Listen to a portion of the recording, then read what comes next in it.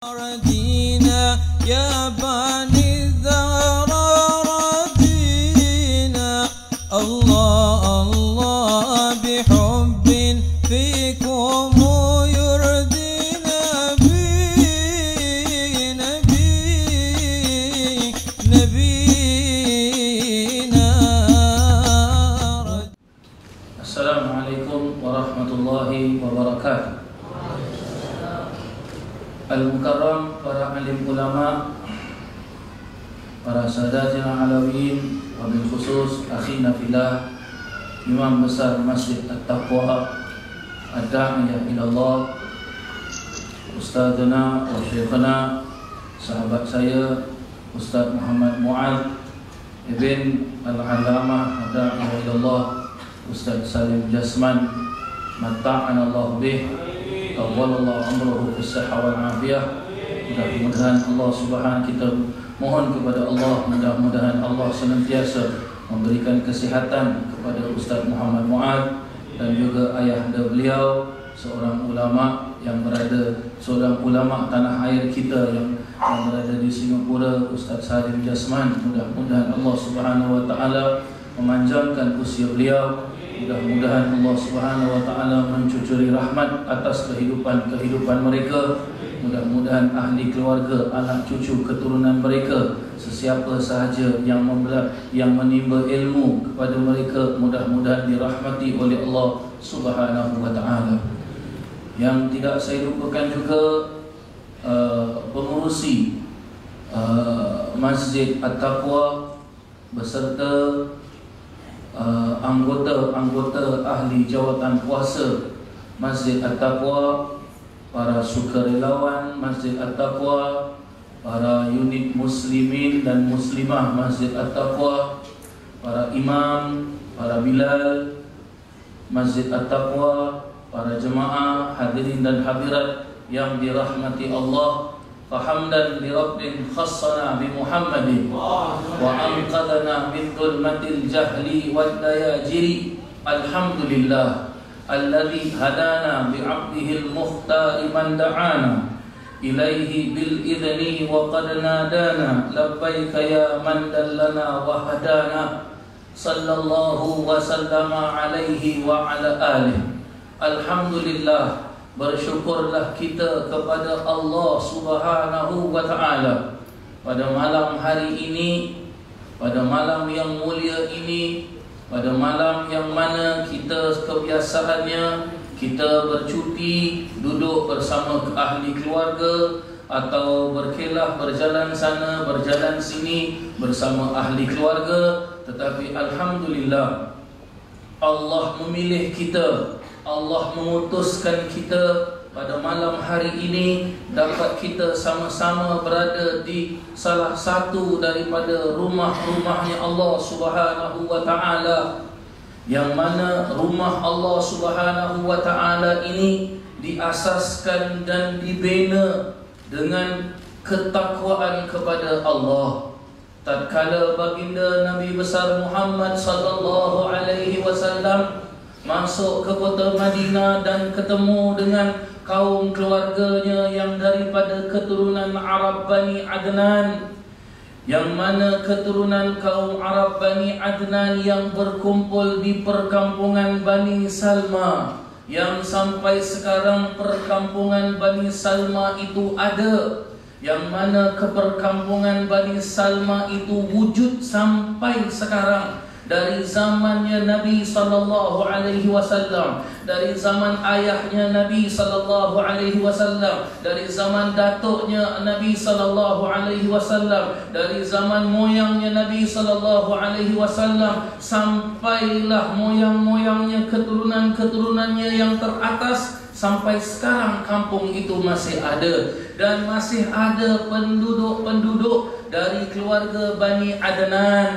dari keluarga Bani Adnan di perkampungan Bani Salma. Masih ada yang mana tempat mereka bertepatan di kawasan masjid yang pertama didirikan dengan tangan Yadus Syarif, dengan tangan yang mulia, tangan Sayyidina Muhammad sallallahu alaihi wasallam. Beliaulah yang mengangkat tanah tersebut, beliaulah yang mencampur tanah itu dengan pelepah-pelepah kurma yang kering, dan beliaulah yang mencedok air dan mencampur tanah tersebut. Beliaulah yang menyusun tanah itu sampai menjadi bungkahan-bungkahan seperti batu yang keras, dan disusunlah sampai terbina masjid yang disebut sampai sekarang ini, masjid yang mana baginda Nabi Muhammad sallallahu alaihi wasallam bersabda, barang siapa yang keluar dari rumahnya dengan bersuci, yakni berwudu, dan datang ke masjidku ini dengan melaksanakan 2 rakaat sahaja di masjidku ini, pahalanya seperti ia melaksanakan umrah. Itulah masjid yang disebut dengan Masjid Quba.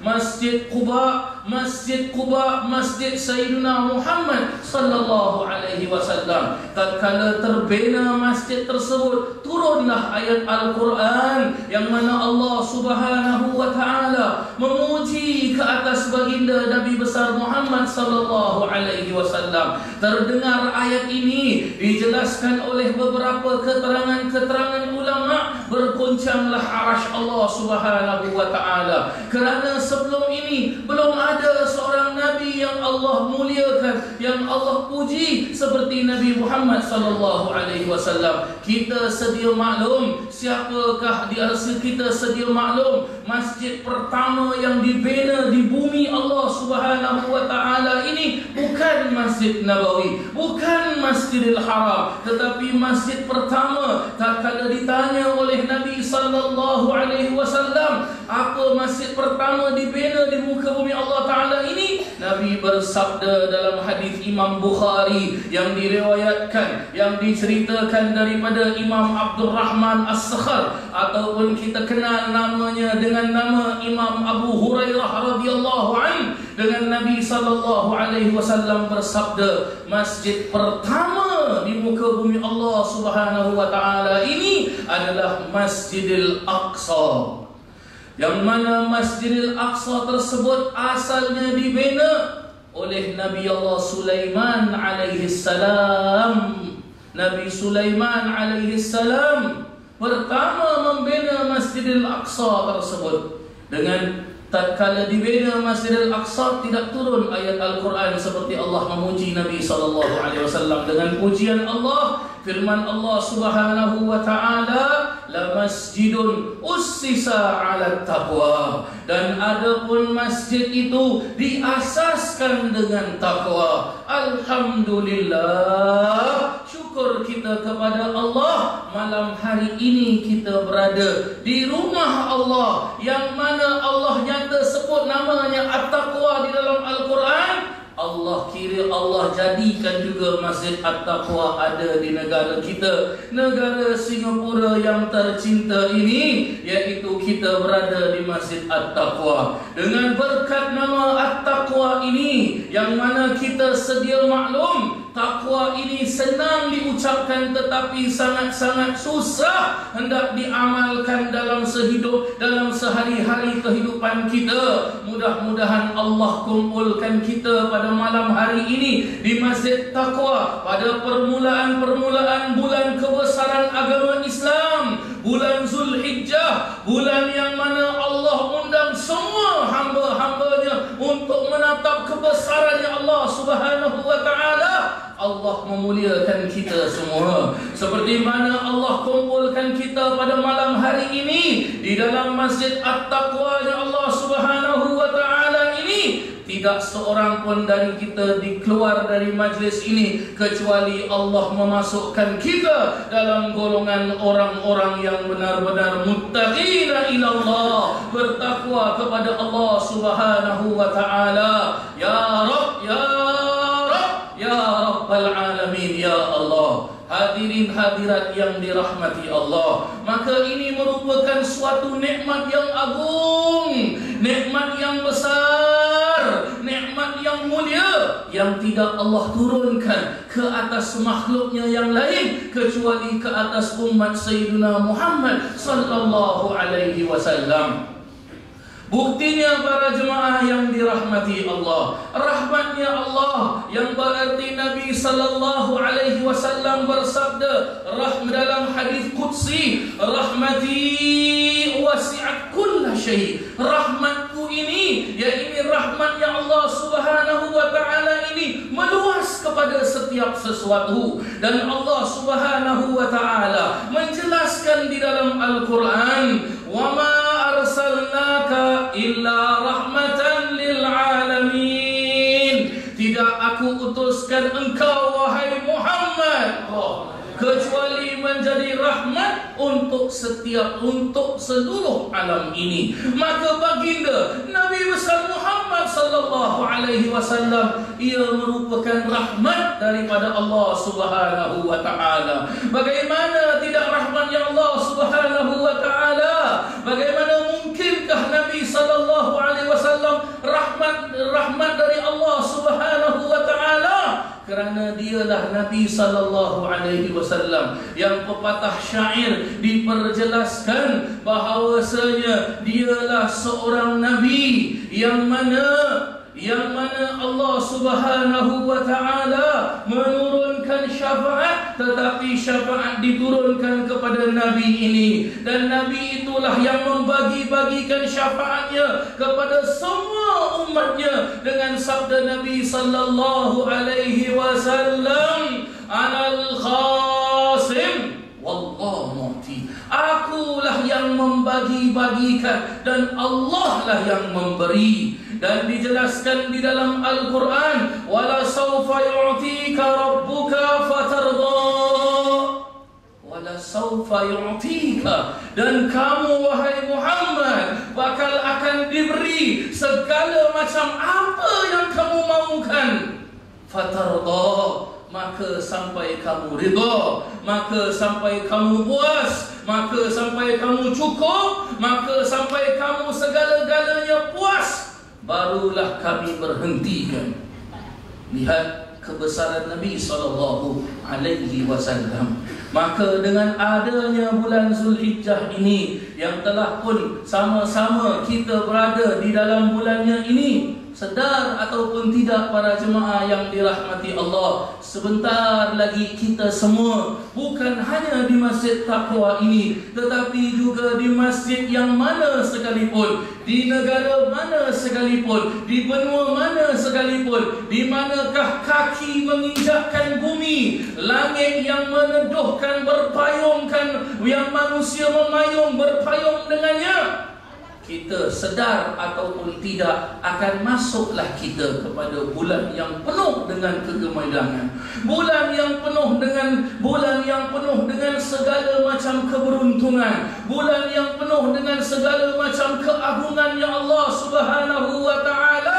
Sampai Nabi sallallahu alaihi wasallam bersabda, tidak ada hari yang lebih mulia seperti mana Allah jadikan pada hari tersebut. Walaupun orang itu keluar berjihad, walaupun ia bersabilillah, tidak ada hari yang lebih semulia-mulia hari dengan hari yang disebut Yaum Arafah, hari Arafah, hari yang mana Allah Subhanahu wa taala mengumpulkan makhluknya, mengumpulkan umat manusianya. Tidak kenal itu siapakah, muftikah dia, presidenkah dia, perdana menterikah dia, sultankah dia, rajakah dia, apa pangkat sekalipun, generalkah, apa sahaja sekalipun, tidak kenal berapa banyak hartanya, berapa banyak wang ringgitnya, berapa besar pangkat dan hartanya, berapa hebat ilmunya, bahasa apa sahaja yang ia mampu bercakap, kulitnya berwarna apa sahaja, tidak kenal itu semua di hadapan Allah Subhanahu wa taala, dikumpulkan oleh Allah Subhanahu wa taala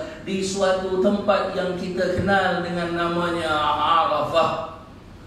Arafah tadi imam kita, sahabat saya Al-Mukarram akhina fillah Ustaz Muhammad Mu'ad radhiyallahu anhu warda'an memimpin solat Isya dengan beliau membaca ayat Al-Hajju Arafah, haji itu Arafah. Maka jelas ulama memperjelaskan barang siapa naik haji tak wukuf di Arafah tak dapat haji. Ustaz, saya tak mampu ke Arafah, padang pasir tak biasa sebab rumah saya aircon, duduk dekat dalam 5-star hotel. Saya nak duduk hotel Clock Tower, inilah tempat saya wukuf Ustaz. Cantik muka. Ya, semua pergi. Tak kira siapa sekalipun, semua kena pergi ke Arafah. Apa pakaian kita pakai para jemaah sekalian? Putih semua kita pakai. Tengok cantik, ya. Yang orang muslimat dengan pakaian putih, orang muslimin dengan pakaian putih, cantik kita tengok. Lawa putih tersebut, Masya Allah. Masih Alhamdulillah. Kenapa saya mengatakan Alhamdulillah? Jalannya dengan dua kaki, setapak. Kalau putihnya jalan dengan dua kaki tapi loncat, bagaimana? Ibarat apa para jemaah sekalian? Mayat hidup ada di padang pasir. Di Arafah tu mayat. Kita datang kepada Allah Subhanahu wa ta'ala pada hari Arafah para jemaah yang dirahmati Allah. Hari Arafah apa pakaian kita? Putih. Bagi kaum muslimin apa pakaiannya? 2 helai tuala sahaja. Tak boleh pakai apa-apa pun. Baju dalam, seluar dalam, spender bagaimana sekalipun, Superman punya ke, Batman ke, Spiderman ke, semua tak boleh pakai. Putih saja para jemaah sekalian. Ya Allah, kena ikat, kalau tahu ikat, tak tahu ikat nanti kalau dia terbuka susah. Imam Masjidil Haram Syekh Abdul Rahman Sudi sebab meninggal, dia susah kan. Ya, dia tak ada Ustaz, saya tahu sedap, Ustaz sejuk je Ustaz. Sejuk lain. Terlepas susah. Allahu Rabbi. Bagaimana para jemaah? Putih saja kita pakai di hadapan Allah Subhanahu wa ta'ala. Yang mana? Padang pasir. Ya Allah, tak ada orang hidup di padang pasir. Orang datang ke Arafah setahun sekali saja. Setahun sekali saja datang ke Arafah. Makan pun susah, air pun susah, nak buang air pun susah, yang besar yang kecil pun susah. Padang pasir saja para jemaah sekalian. Itu dia Allah kumpulkan. Ibaratnya seperti Allah telah mengumpulkan semua makhluknya, dan makhluk itu setiap dari satu mereka akan dipanggil oleh Allah. Fulan bin Fulan, dipanggil oleh Allah. Siapa nama ini? Hasan Saifur Rijal. Apa kau buat dekat dunia? Oh, kumpulkan orang dalam masjid baca maulid. Okey, baik, masuk surga. Alhamdulillah, amin ya rabbal alamin. Contoh ya, sebut amin. Yang kali jangan sebut Ustaz Lokik dia doakan diri dia seorang, tak boleh. Begitulah keadaan dia para jemaah yang dirahmati Allah. Lihat hari yang begitu mulia Arafah, yang mana Nabi SAW bersabda, tidak ada satu pun dari manusia yang berwukuf di Arafah tanpa digugurkan dosanya oleh Allah Subhanahu wa ta'ala. Kesemua digugurkan dosanya oleh Allah Subhanahu wa ta'ala. Betapa besarnya hari tersebut, betapa mulianya hari tersebut. Maka dengan ada keadaan seperti ini, sedar atau tidak, sebentar lagi kita akan masuk para jemaah yang dirahmati Allah. Hari Ahad sebentar besok, surah hari Ahad. Hari Isnin merupakan hari kemuncaknya, yang mana kita disunahkan pada hari Isnin untuk kita sama-sama berpuasa. Berpuasa bagaimana? Puasa hari Arafah. Yang disunahkan tatkala kita berpuasa pada hari Arafah tersebut, malam hari raya Idul Adha, disunahkan kita untuk ihya'ul lail, dengan kita sama-sama menghidupkan malam hari raya tersebut. Nabi sallallahu alaihi wasallam bersabda dalam hadis mafhumnya, barang siapa yang menghidupkan 2 malam hari raya puasa dah lepas dah. Hari Raya Haji sekejap lagi datang, maka Allah akan hidupkan hatinya, di mana hari Allah mematikan semua hati-hati manusia. Lihat begitu hebat hari tersebut. Hidupkan dengan apa para jemaah sekalian? Hidupkan Ihya'ul Lail dengan beribadah kepada Allah Subhanahu wa taala. Beribadah bagaimana? Beribadahlah dengan segala macam ibadah yang perlu untuk kita laksanakan. Para alim ulama mengajarkan kepada kita salah satu ibadah di malam hari dengan kita banyak bersujud kepada Allah Subhanahu wa taala. Sujudlah kita kepada Allah Subhanahu wa taala dengan sebenar-benar sujud. Sujudlah kita kepada Allah Subhanahu wa taala dengan kita sebenar-benarnya mengaku akan kita ini mengharapkan Allah, agar dengan kita mengaku bahawasanya tidak ada tempat untuk kita bermohon pertolongan kecuali Allah. Tidak ada tempat yang dapat membantu kita kecuali Allah. Tidak ada segala-galanya kecuali Allah. Dialah Al-Hayy yang maha menghidupkan. Dialah Al-Mumit yang maha mematikan. Dialah Ar-Razzaq yang maha memberikan rezeki. Dialah yang Al-Wasi', Wasi' seluas-luasnya rahmatnya. Dialah Ar-Rahman. Dialah Ar-Rahim, yang kasih dan sayangnya kepada setiap hambanya, setiap umat manusianya. Tidak pernah putus kasih sayangnya, tidak pernah sedikit pun kurang kasih sayangnya. Tidak pernah ia lupakan kepada hambanya. Kita manusia sering lupa kepada Allah. Kita manusia sering takabur kepada Allah. Kita manusia sering ingkar kepada Allah. Kita manusia sering sombong kepada Allah. Kita manusia sering lupa kepada Allah. Kita manusia sering lupa daratan, lupa siapa yang menghidupkan kita. Sakit jumpa doktor, doktor kasih ubat baik, apakah doktor yang sembuhkan? Kalau ditanya kembali, dicari, akan ketemu Allah. Allah yang sembuhkan, bukan obat. Obat hanya perantaraan sahaja, wasilah. Wasilah sahaja. Itu obat. Lapar, makan. Dah makan? Alhamdulillah. Alhamdulillah. Kenapa tidak Alhamdulillah? Kenapa dia dulu baru Alhamdulillah? Kenapa? Jawapan dia senang. Tak sempat Ustaz. Sebab dia keluar dulu angin dulu, baru Alhamdulillah. Lapar, makan. Apa makan yang mengenyangkan? Wasilah, Allah mengenyangkan. Haus, minum air. Cuba minum.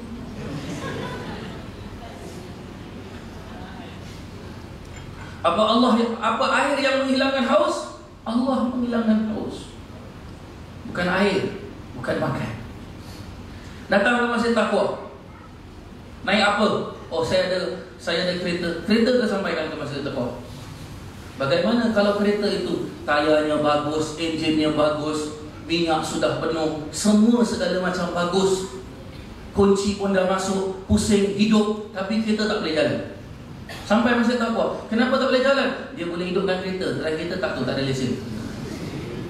Dan para jemaah yang dirahmati Allah, maka kesemuanya adalah Allah. Allah yang menggerakkan, Allah yang segala-galanya. Kasih sayang Allah luas, sangat-sangat luas. Rahmati wasi'at kulla syai'.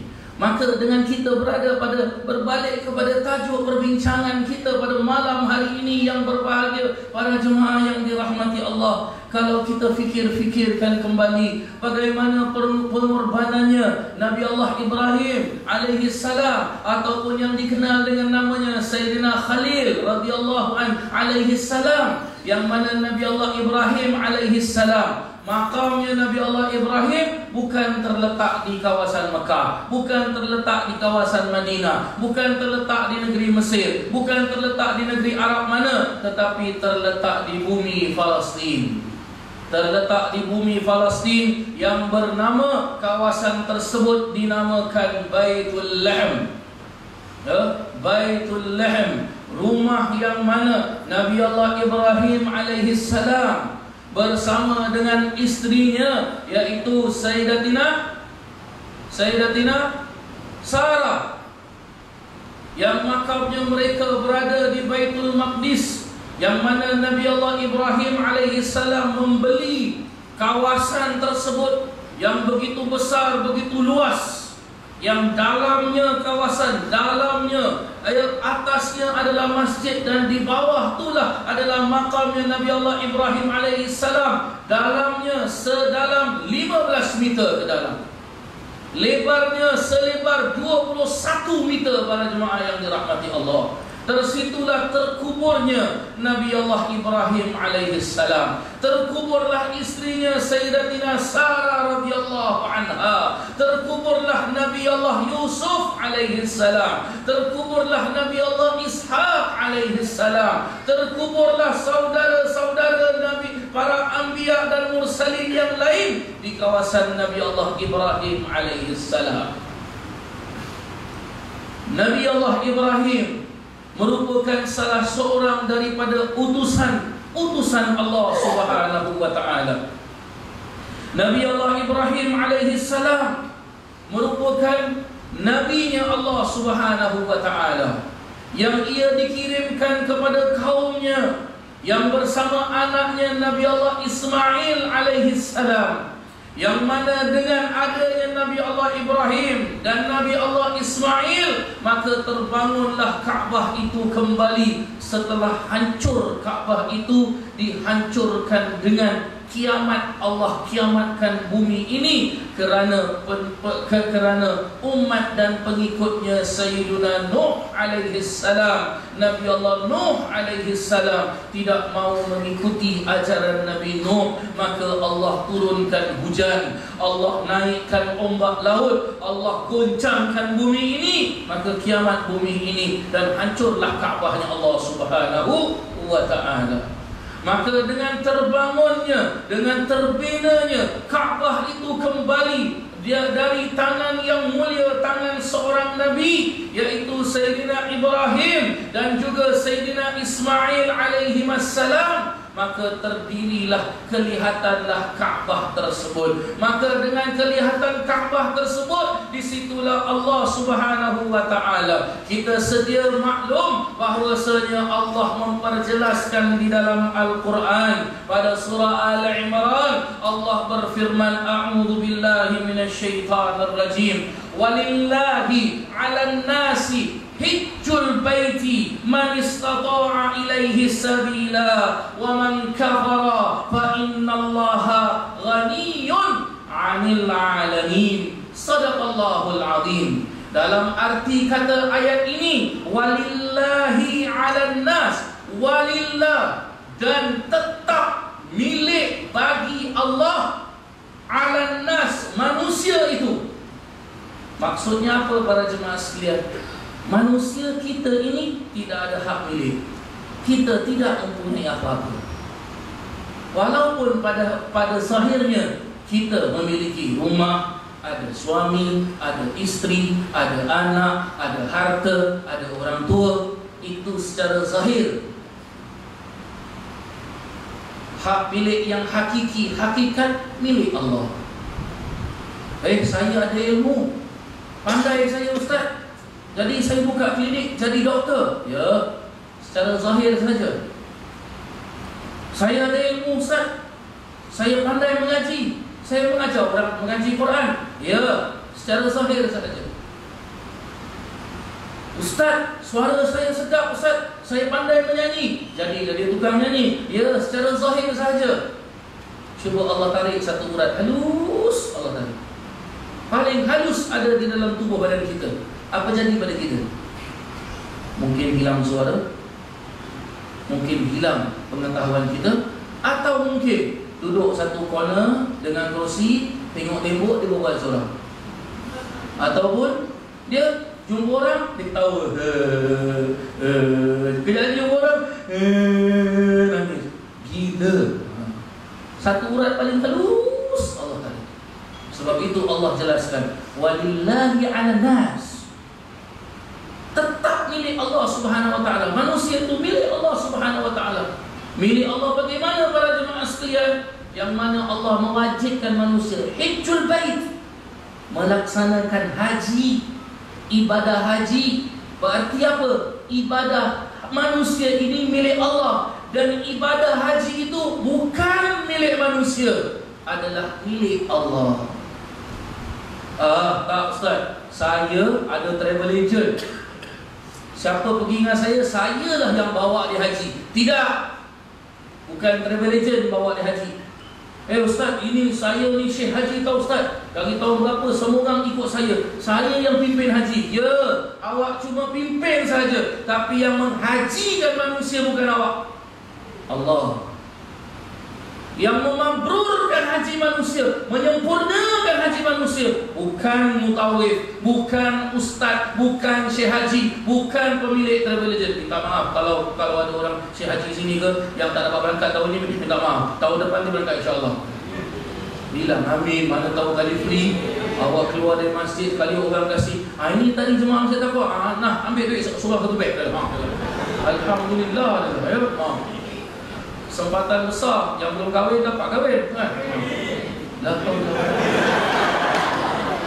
wala budak-budak mana sudah nak kahwin? La haula wala quwwata illa billah. Ya Allah. Yang dah kahwin, sebaik Ustaz Muaz tak ada kan? Tak tahu. Ustaz Salim Jasman masih nikah dengan lagi tak? Sebab tu tadi saya salam Ustaz Muaz pun dah letak dah takut goyang ni selamat. Walillahi 'alan nasi hajjul bait. Berarti apa? Ibadah haji ini bukan milik manusia. Tak apa Ustaz, saya ada duit banyak, tak dapat visa kan? Tak apa, saya pergi jumpa ambassador Saudi. Berapa duit awak nak? Nah, ni satu beg. Minta visa haji. Oh, ada duit. Tak apa Ustaz, kapal terbang penuh. Tak apa, saya beli kapal terbang. Oh, teror ya. Kaya betul ya. Beli kapal terbang, Masya Allah. Dia pergi, naik kapal terbang. Oh ya. Ya. Ibadah haji bukan milik manusia. Kota bukan milik manusia. Kita sedih malu tengok kota kecil lah Singapura, 544, baru ditambah lagi 100 lebih, sikit lebih kurang halal 680. Amun. Ya, keluar kat akhbar berita, alhamdulillah dapat tambahan. Kira lah balik sama juga 650 lebih tu. Ya, sama. Apa nak buat pada jemaah sekalian ya? Milik siapa? Milik Allah. Milik Allah. Hijjul bait milik Allah, bukan milik manusia. Saya masih ada seorang kawan para jemaah sekalian. Ingat masih saya sampai sekarang. Sampai sekarang. Tiap bulan haji nanti dia hantar saya SMS. Engkau dekat negara mana sekarang? Singapura bukan? Inilah hari yang aku jumpa engkau. Saya ingat masih. Beliau bekerja, gajinya 1 bulan 600. Ada isteri, ada anak 2. Pelihara orang tua lagi, Masya Allah, dia jaga orang tua. Orang tua dua-dua sakit. Pengeluaran setiap hari, setiap bulan tak cukup dengan 600. Nak sangat pergi haji, tapi tak berkemampuan. Simpan-simpan duit, habis. Simpan-simpan duit, habis. Simpan-simpan duit, habis. Maka pada suatu saat para jemaah yang dirahmati Allah, bos dia panggil. Bos dia tanya, aku tengok dekat TV banyak orang pergi Arab Saudi, ada apa? Bos orang Cina. Dia pun jelaskan, oh ini bulan haji, orang pergi haji, pilgrim dia. Oh, engkau tak pergi? Macam mana nak pergi? Apa pasal? Engkau bayar aku gaji 600 satu bulan, mana boleh pergi? Oh, mahal tu, mahal. Berapa? Tahun tu pergi haji 6,000 je. Tahun tersebut 6,000 je. Engkau belum pergi haji? Belum. Tiap-tiap tahun kau pergi haji? Tak. Bila? Setahun sekali? Tak. Seumur hidup sekali ke? Oh. Jadi aku kasih kau gaji 600 tu bulan. Tak cukup, tak cukup. Baik, berapa saya bagi haji? 6,000. Berapa hari? Tengoklah berapa hari. 1 bulan ke? Oh, 1 bulan ke? Kau nak pergi tak? Nak lah, tapi macam mana? Tak ada duit ke? Nanti tarik laci, dia ambil cek, dia tulis pada transfer. Berapa dia tulis? 25,000. Ya? Ini bos Cina, orang Cina. Dia tulis cek 25,000. Nah, ini ambil. Dia tengok mobil letak, dia pegang cek. Dia tanya, ini apa ni? Kau nak pergi haji tak? Ni duit pergi haji. Tapi tak lagi seorang, bawa kali bini kau. 25,000 kasih. Dia dapat cek, bukan dia balik rumah, dia telefon saya. Pukul 12.30 malam dia telefon saya. Kau boleh turun tak kau? Turun mana? Hari Yasin. Tahu Hari Yasin tempat jual pelata, ucap komplek tu. Welcome to my kampung. Cik Thailand saya lah. Ya. Saya bilang dia, apa salah ke? Sini turunlah, dekat mana? Hari Yasin. Apa turun pukul 12.30 malam? Pukul 12.30 malam ni. Sini turun sekejap, aku nak cakap dengan kau. Terus saya bilang, serius saya, serius. Engkau bedek aku tampar muka kau. Turun. Bila turun, dia tunjukkan saya cek tu. Engkau buka. Bila saya buka, gila engkau. 25,000 syul je.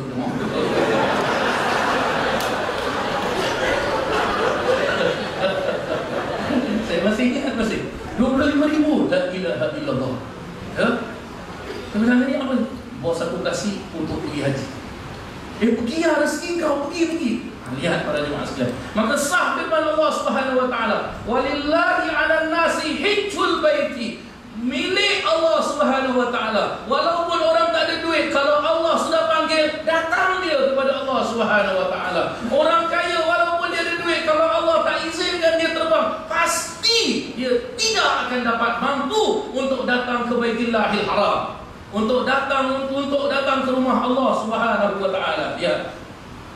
Hijjul baiti man istata'a ilaihi sabila. Maka Allah Subhanahu wa taala memerintahkan kita untuk kita sebagai orang Islam perlu untuk menunaikan ibadah haji. Walaupun kita mengetahui sekarang ibadah haji bukan murah, bukan 100, 200, bukan 1000, 2000, sudah capai kepada 15,000. Allahu Akbar. Ya. Dapat kahwin lagi satu 15,000. Allahu Akbar. Tengok para jemaah yang dirahmati Allah. 15,000 bukan sikit duit. Banyak para jemaah sekalian.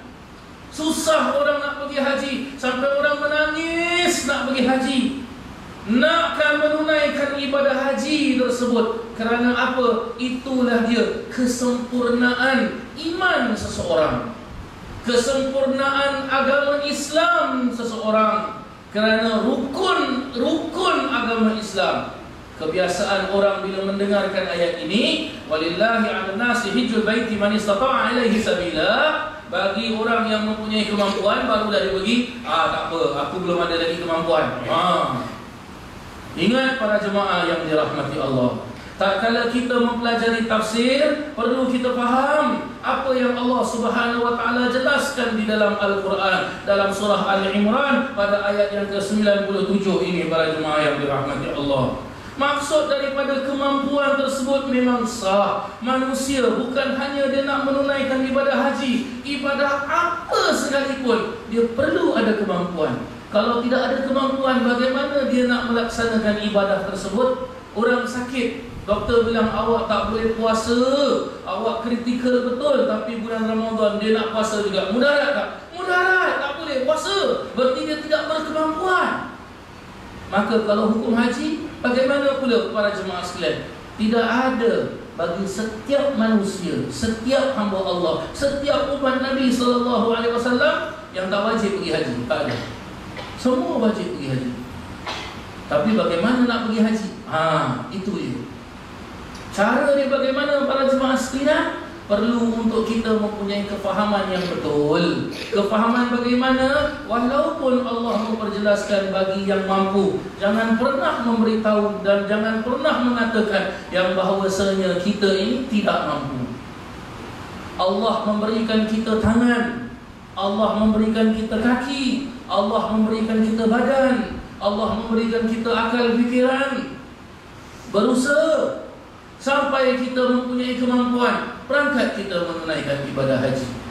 Ibadah haji bukan tiap-tiap tahun, seumur hidup sekali saja pergi ibadah haji.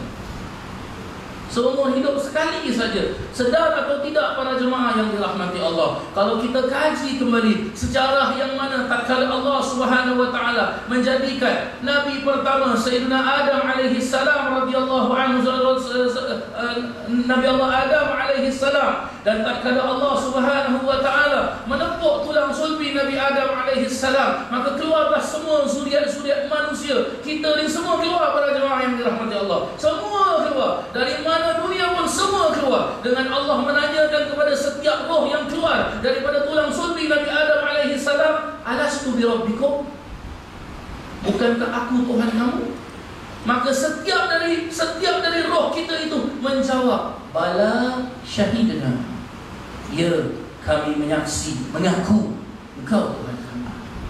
Maka kalau kita mengaku Allah ini Tuhan kita, tempat kita sujud, tempat kita bermohon, tempat kita segala-galanya mengharap kepada Allah Subhanahu wa taala, maka jangan pernah sama sekali kita jelaskan aku tak payah pergi haji. Tidak. Kita sebagai orang Islam perlu berusaha pada jemaah yang dirahmati Allah. Perlu dengan sekuat tenaga mungkin. Kadang-kala bagaimana orang itu berusaha, tak apalah, kumpulkan duit dulu. Dah kumpulkan duit, baru nanti pergi belajar. Dah duit dah banyak, lupa nak pergi belajar haji. Mana dia pergi? Dia pergi belajar lain. Belajar dekat mana? Registration of marriage. Belajar bab nikah. Allahu Akbar. Sebab dah banyak duit. La haula wala quwwata illa billahil aliyil azim. Nah, timbul ulama-ulama fuqaha pun, ulama-ulama fikih pun tanya, kalau dah banyak duit, mana jalan dulu? Kahwin dulu, haji dulu? Macam mana? Nak kahwin dulu ke nak haji dulu? Biasa kita bilang, tak apalah ustaz, kahwin dulu. Nanti lepas kahwin, saya dengan isteri sekali pergi. Bagus, alhamdulillah, dari niat gitu. Lepas kahwin dia pergi haji juga, mana haji lain? Sebab itu sebahagian daripada para fuqaha memperjelaskan, ulama ahli fiqh memperjelaskan, kalau sudah sampai waktunya untuk orang itu melaksanakan ibadah haji, jangan tunggu-tunggu. Bismillah, tawakkal ala Allah. Jalan. Bagaimana pula kalau orang itu tidak mau menunaikan ibadah haji? Perhatikan firman Allah Subhanahu wa taala, "Wa man kafara," kata Allah Subhanahu wa taala, "fa innallaha ghaniyyun 'anil 'alamin." Wa man kafara, dan barang siapa yang kufur. Apa maksud kufur? Allah perintahkan untuk menunaikan ibadah haji, tetapi dia tidak mau menunaikan ibadah haji. Nabi SAW bersabda, barang siapa yang mempunyai harta dan tidak mau menunaikan ibadah haji, pilih tiga. Pilih apa tiga? Nak mati cara apa? Yahudi, Nasrani, Majusi. Na'udzubillah min dzalik. Ketiga-tiga mati ini mati dalam keadaan yang tidak diridai oleh Allah Subhanahu wa taala. Mati dalam keadaan su'ul khatimah, mati dalam keadaan maksiat. Yang mana orang mati dalam keadaan maksiat, mana tempatnya? Wal iyad billah min dzalik, nerakanya Allah Subhanahu wa taala.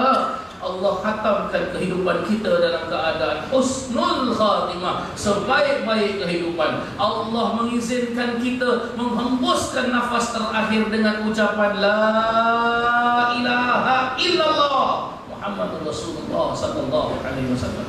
Maka barang siapa yang mengkufur, yang mengingkari apa yang telah Allah Subhanahu wa taala jelaskan di situ, jangan dia sangka Allah itu kecil. Jangan dia sangka Allah itu rugi. Kan ada sebagian daripada orang, kau nak pergi haji, jangan. Apa pasal? Orang tak badan besar-besar, kita orang Malaysia badan kecil-kecil. Balik tengah tahu ada siku kau meninggal, dari susah. La ilaha illallah. Apa hukumnya kalau orang pergi haji dia meninggal? Orang pergi haji, tengah buat ibadah haji meninggal, apa hukum dia balik masjid? Hukum dia bagaimana? Ulama jelaskan mabrur haji. Dan apabila dia dalam perjalanan untuk menunaikan ibadah haji mati, atau sudah sampai ke kawasan tanah haram baru nak memulakan ibadah haji mati, ataupun tatkala ia sedang tawaf mati, ataupun ia sedang sa'i mati, ataupun ia sedang wukuf mati, ataupun sedang melontar mati, ataupun tatkala selesai daripada ibadah haji datang malaikat cabut nyawanya mati. Apa jadi orang tersebut para jemaah yang dirahmati Allah? Orang tersebut yang dijelaskan oleh Nabi sallallahu alaihi wasallam, orang itu hidup dalam keadaan kain putih yang setitik pun tidak ada dosa, seperti hari yang baru dilahirkan oleh ibunya, maka dia mati langsung ke syurga Allah Subhanahu wa taala.